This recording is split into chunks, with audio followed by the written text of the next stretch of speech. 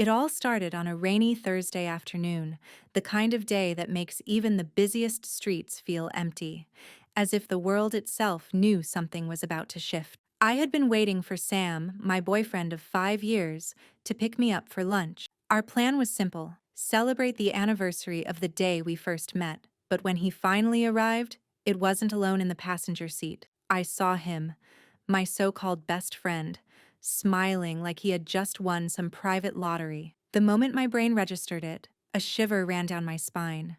Betrayal has a peculiar way of making time both slow and stop at once. I stepped out of my apartment, gripping my coat tightly against the drizzle. My hands were trembling, but not from the cold. The realization hit me in waves.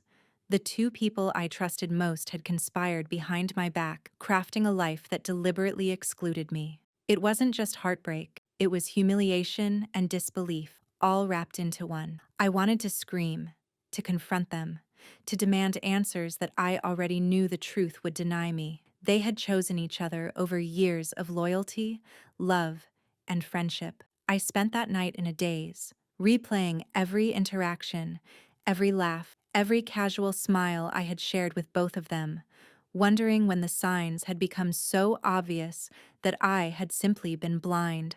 The house felt emptier than ever. Our apartment, once shared with laughter and warmth, now seemed haunted by the ghosts of what I had lost. I sat on the edge of my bed, clutching a photograph of the three of us from happier times, realizing that my life had been rewritten overnight. Work became my only refuge. I poured myself into every task, every report, and every project, as if the sheer force of productivity could fill the void that betrayal had created. My colleagues noticed my focus, but no one could touch the storm raging just beneath my calm exterior. Every email I sent, every spreadsheet I updated, carried the silent fury of someone who had been wronged, someone determined to turn heartbreak into purpose. Then came the moment that sparked the first glimmer of hope: a sudden announcement from our board about a leadership restructuring. The company I worked for had grown faster than I could have imagined, and the opportunity to step into a management role was suddenly within reach.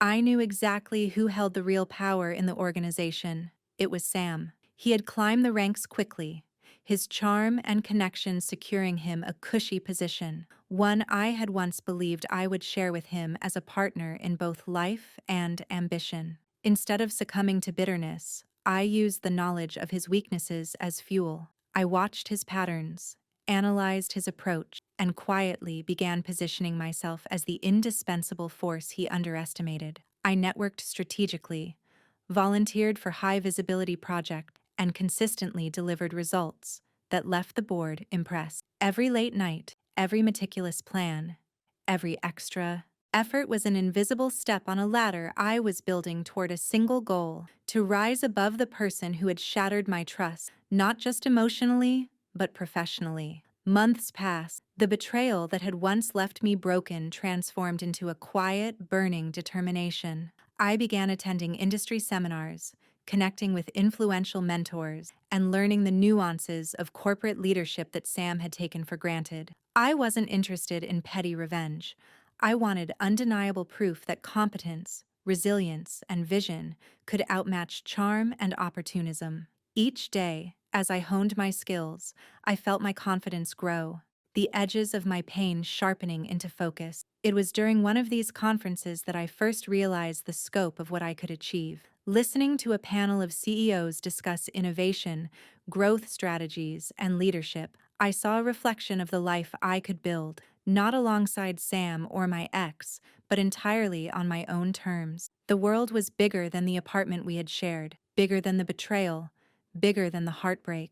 And in that moment, I made a silent vow: they would never see me struggle again, and if fate allowed it, they would witness me rise in a way they could never ignore. Returning home, I started mapping out my career trajectory with unprecedented precision. I identified opportunities to showcase leadership, areas where the company lacked oversight, and gaps that I could fill. My ex and Sam were focused on comfort, complacency, and appearances, while I concentrated on substance, results, and influence. It was a slow, methodical process, but with every successful initiative, every report praised by the board, and every project I completed ahead of schedule, I inched closer to the moment where the balance of power would finally shift. Evenings were the hardest. I often replayed the humiliation and the sense of loss, letting it remind me why I was pushing so hard. But over time, grief became fuel, heartbreak became motivation,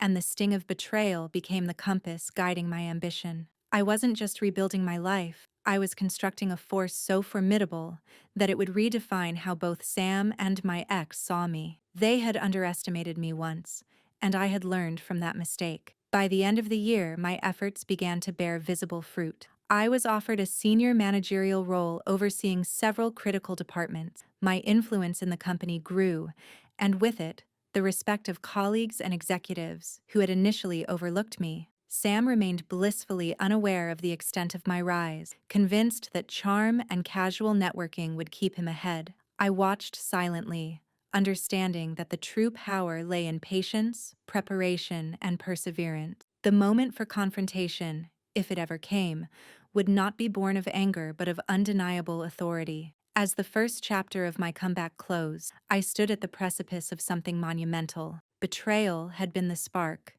resilience had been the fuel, and in the quiet determination to build my own empire, I had discovered a truth more powerful than revenge. Success itself is the most devastating answer to those who doubt you. And soon, very soon, Sam would realize that the person he once dismissed was now someone he could not ignore. The new managerial role gave me more than authority.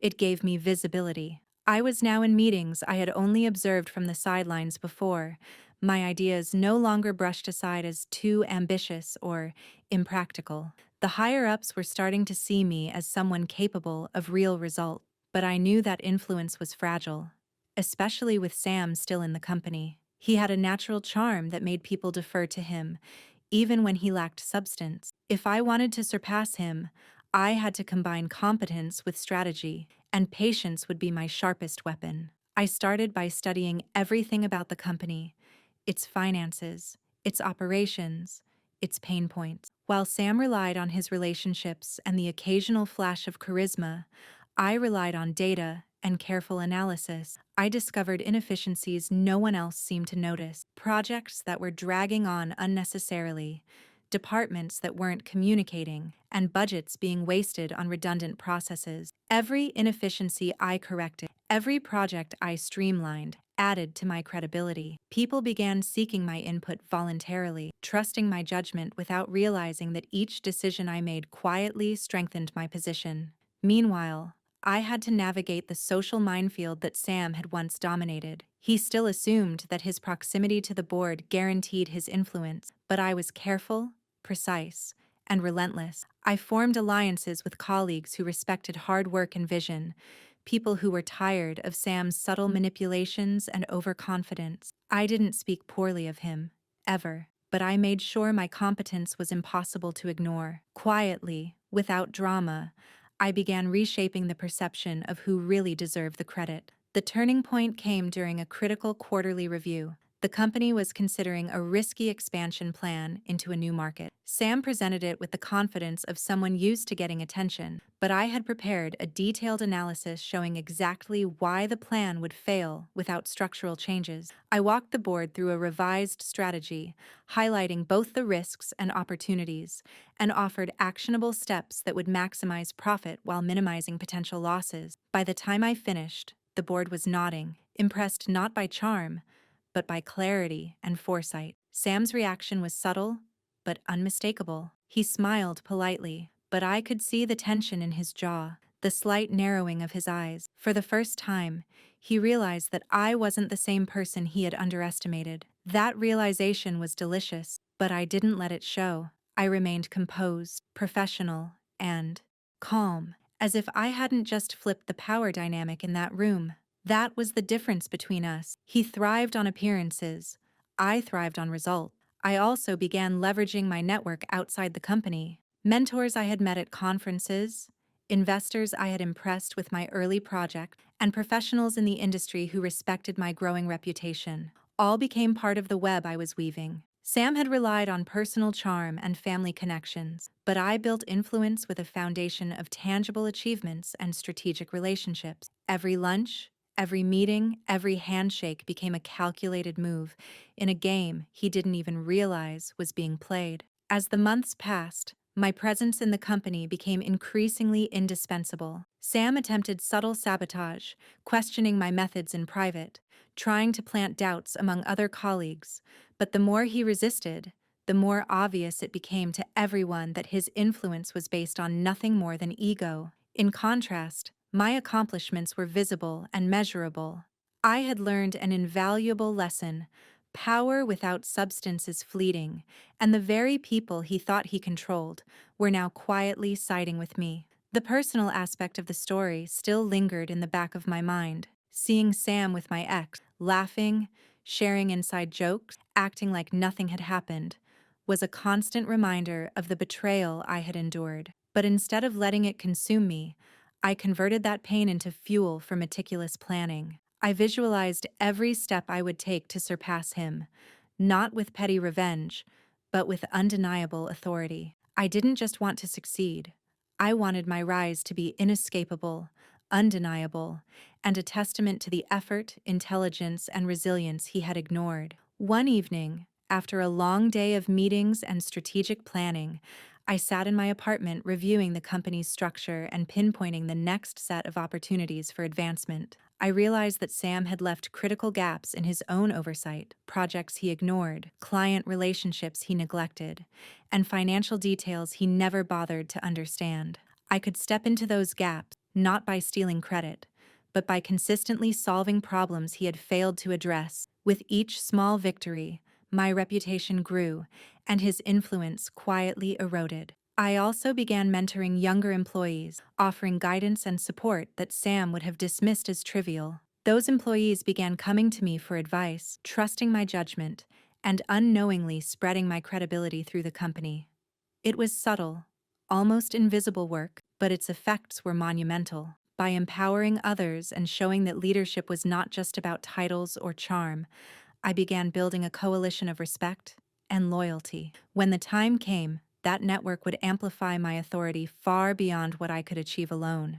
By the end of the year, the culmination of my efforts was undeniable. I had spearheaded multiple successful projects, streamlined operations, and gained the board's confidence. Sam, once so sure of his standing, now faced a subtle but significant shift. People were listening to me first, seeking my advice, and following my initiatives. I had not yet confronted him directly, but the power dynamic had quietly flipped. I had achieved something far more valuable than immediate vengeance. I had built influence that could not be ignored. And all the while, I kept my ultimate vision in mind, not to humiliate him, but to secure my position so completely that the betrayal he had once caused would become irrelevant. I would not merely surpass him. I would create a reality where my competence and leadership were unquestioned, where the world would recognize my value on my terms. This wasn't revenge born of anger. It was a methodical, strategic reclamation of what I had been denied. By the time I went home each night, exhausted yet exhilarated, I could finally feel the shift in myself. I was no longer defined by betrayal, heartbreak, or underestimation. I was defining my own narrative, shaping my own power, and setting the stage for a confrontation that would not be about words, but about undeniable proof of who I had become. And soon, very soon, Sam would have no choice but to acknowledge it. By the time the second year rolled around, I had transformed my presence in the company from competent to indispensable. Every project I touched gained momentum, efficiency, and measurable results. But I knew that simply being competent wouldn't guarantee the ultimate victory. Sam was still a master of influence, and there were many who clung to his old charm, even as it faded. To truly secure my position, I needed to close the gap between respect and authority, and for that, I had to make my next move decisive. The opportunity came sooner than expected. One of the company's largest clients, a multinational corporation with a notoriously complex supply chain, had been mishandled by Sam's team. Delays, miscommunications, and missed deadlines had created a growing sense of frustration on the client side, and the board was growing increasingly concerned. Sam, confident in his ability to charm the client, attempted to smooth things over, but I had already prepared a comprehensive recovery plan. I didn't just want to fix the problem, I wanted to demonstrate that I could prevent problems before they existed. I spent the weekend analyzing every facet of the client's account. I studied communication logs, delivery schedules, and feedback report. I mapped out inefficiencies, pinpointed mismanaged contracts, and identified team members whose roles were underutilized. I then created a detailed, step-by-step strategy, not only to correct past mistakes, but to optimize operations going forward. My plan was ambitious, requiring cooperation across departments, but it was precise, actionable, and impossible to ignore. On Monday morning, I requested a meeting with the board and the client's representatives. Sam walked into the room with his usual self-assured smile, unaware that the narrative was about to shift. I presented my plan with clarity, confidence, and supporting data, demonstrating every risk mitigated and every opportunity leveraged. I spoke not only of fixes but of innovation, efficiency, and long-term stability. The client's representatives nodded along, visibly impressed by the level of preparation and foresight. By the end of the meeting, it was clear who had the board's confidence. Sam tried to interject with charm, jokes, and anecdotes about past successes, but the contrast was stark. His improvisation could not compete with my meticulous preparation. The client left feeling reassured and even excited about the company's future, praising the team's new direction and, implicitly, my leadership. The board members looked at me differently now, not just as a rising star, but as a force capable of steering the company through critical challenges. From that moment, the dynamic between Sam and me shifted palpably. I could see it in the way colleagues now deferred to me in meetings, in the subtle tension in Sam's posture, and in the cautious politeness with which he addressed me. It wasn't humiliation or spite that drove me forward. It was strategy. Every interaction was now a calculated move toward consolidating authority, ensuring that when the moment came to confront him directly, the outcome would be undeniable. I also began to expand my influence beyond the internal operations. I met with industry leaders, networked with potential investors, and built alliances that would later prove crucial. Unlike Sam, who relied on charm and inherited connections, I built relationships grounded in results, credibility, and mutual respect. The ripple effect was unmistakable. As my reputation grew externally, my internal leverage multiplied. Colleagues who had once been loyal to Sam started coming to me for guidance,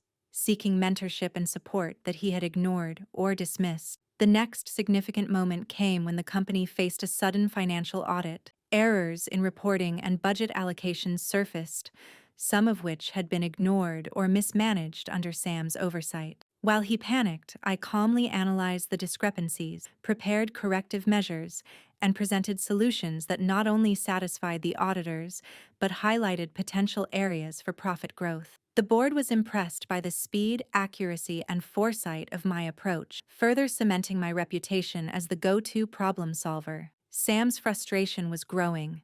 I could see it in the subtle slights he tried to throw my way, in the way he questioned my authority in private meetings, and in his increasingly desperate attempts to maintain appearances. He began taking unnecessary credit for my work, but it was too late. The evidence of my contributions was documented, visible, and undeniable. Every success, every achievement, and every client endorsement had created a paper trail that no one could ignore. Parallel to my professional maneuvers, I remained aware of the personal dimension. Every time I saw Sam with my ex, the memory of betrayal and heartbreak fueled my precision. But I never let it become the driving force. I didn't need revenge fueled by anger.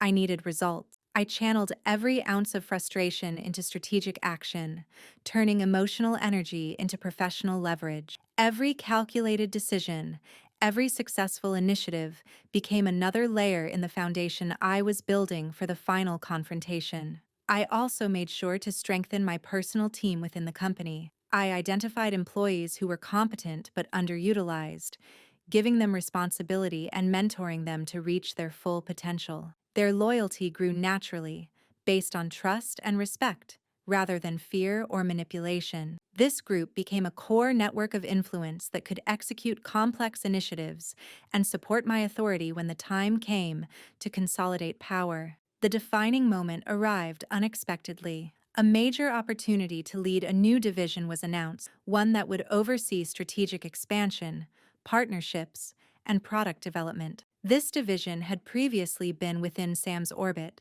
but his failures had left it vulnerable. I submitted my proposal, outlining a vision that was ambitious but realistic, strategic, yet innovative. My plan wasn't just about growth, it was about demonstrating leadership, foresight, and the ability to handle responsibility far beyond what Sam had proven capable of. The board's decision was unanimous. I was appointed to lead the new division. Sam was visibly stunned, his face a mask of polite composure, but the tension was undeniable. For the first time, it was clear to everyone in the room who was truly competent, who could execute, and who had earned the trust of the board. Sam's influence had eroded quietly, steadily, and now publicly, with no room for dispute. Walking out of that meeting, I felt a quiet satisfaction, not gloating, not triumph, but the serene confidence of someone who had played the long game well. I was no longer the underestimated colleague,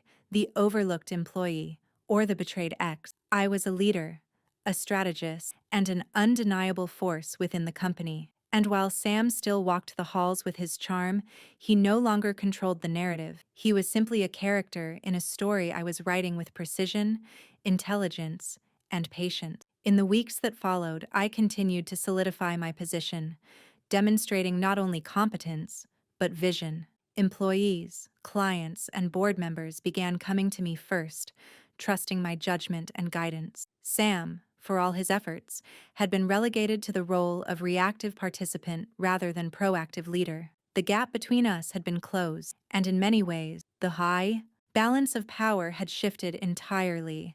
I knew the final confrontation was coming, but it would not be a scene of drama or petty revenge. By the time I faced Sam directly, it would be a culmination of a strategy executed flawlessly, a demonstration of undeniable authority. Every decision, every project, and every relationship I had cultivated was preparing the stage for the ultimate moment, a moment when the truth of competence, dedication, and vision would be made visible for all to see. I was ready. The day finally arrived when everything I had been building would come to a head. I knew it wouldn't be just a confrontation, it would be a statement. Months of strategic planning, quiet influence, and impeccable execution had led to this moment. Sam, confident in his charm and his long-standing position within the company, had no idea that his world was about to shift irreversibly. The meeting was called by the board to discuss the upcoming major product launch, a project that had been marred by delays, miscommunication, and internal conflict under Sam's leadership. I had prepared exhaustively for this presentation, anticipating every possible question, objection, and challenge. I wasn't just going to defend the project, I was going to demonstrate who was truly capable of leading the company forward. As I walked into the boardroom, Sam was already there, casually leaning against the table, exuding the self-assured air he had always relied on. A few of our colleagues shot me cautious glances. They knew the power dynamic had shifted, but Sam's presence still carried weight. I ignored him entirely, focusing on the board and the materials I had meticulously prepared. I began with a brief summary of the project's current status, acknowledging past challenges without assigning blame. Then, with confidence and clarity, I presented a comprehensive strategy to not only meet the launch deadlines, but to exceed expectations. My plan included precise timelines, resource allocations, risk assessments, and contingency plans. Every point was backed by data, research, and projections. There was no room for interpretation, no ambiguity, no excuses. Sam attempted to interject a few times, trying to redirect attention, insert joke, or charm the board with his familiar charisma, but it was clear he was floundering. The board, previously polite but uncertain, listened intently to me. I could see them nodding, leaning forward, taking note, focused on the substance rather than the performance. Every word I spoke reinforced the message. Leadership is not about charm, connections, or history. Leadership is about results, preparation, and vision. Then came the pivotal moment. One of the board members, a sharp-eyed woman who had been skeptical of both of us, asked a question about a potential financial risk associated with the launch. Sam began to answer, fumbling through vague reassurances and incomplete data. I calmly interjected, presenting a detailed risk mitigation plan that accounted for multiple scenarios, complete with cost-benefit analyses and actionable steps. The room went silent for a moment. The contrast between Sam's uncertainty and my clarity was undeniable.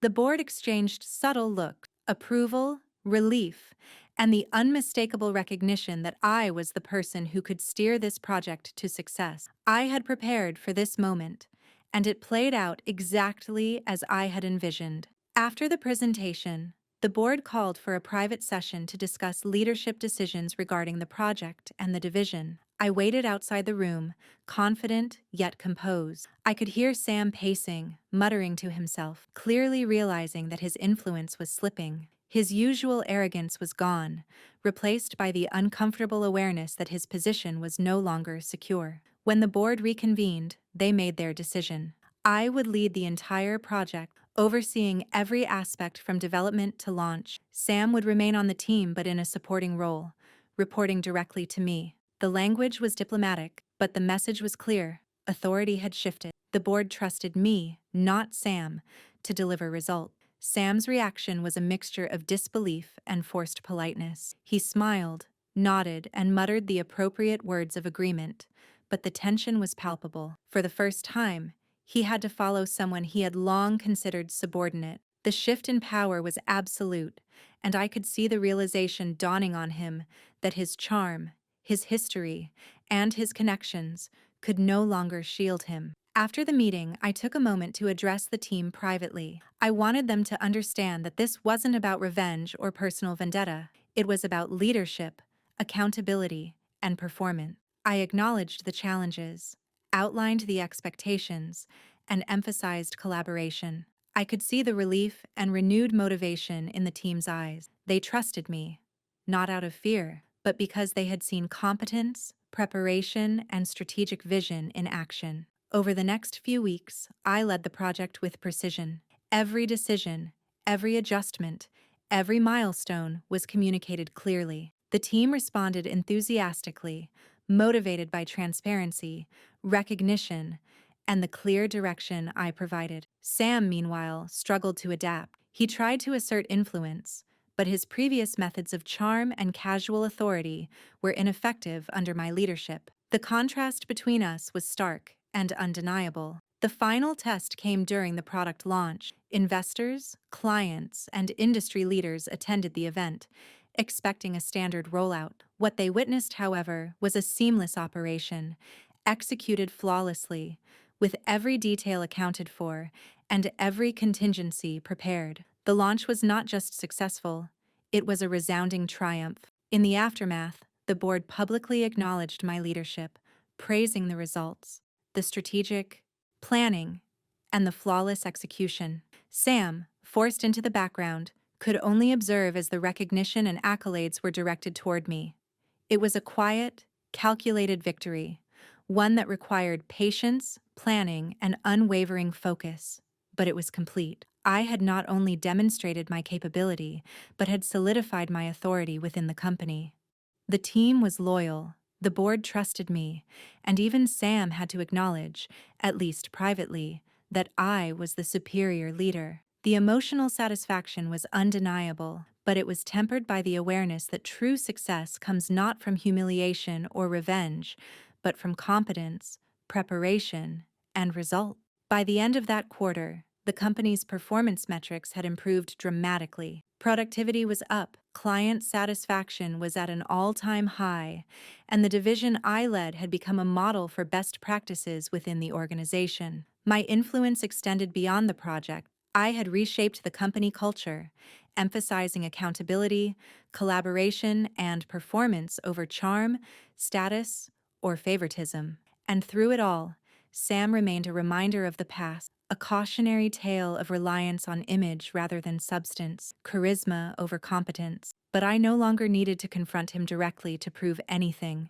The results spoke for themselves, the recognition was public, and my authority was indisputable. As I looked across the office one evening, watching the team collaborate seamlessly, I realized that the final stage of the showdown wasn't about a single confrontation.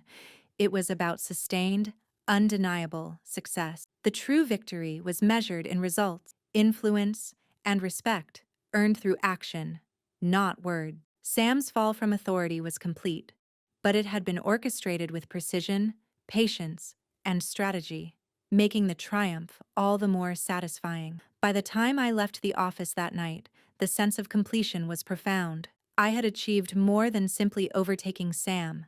I had transformed the company, the team, and the perception of leadership itself. The final confrontation had been executed without drama, without public spectacle, but with absolute effectiveness. And I knew, as I walked out into the evening air, that the culmination of all my effort had created a foundation for even greater accomplishments ahead. I was no longer the underestimated ex, the overlooked employee, or the betrayed partner. I was a leader, a strategist, and a force that could shape outcomes, influence people, and deliver results. An undisputed authority, ready for whatever challenges came next.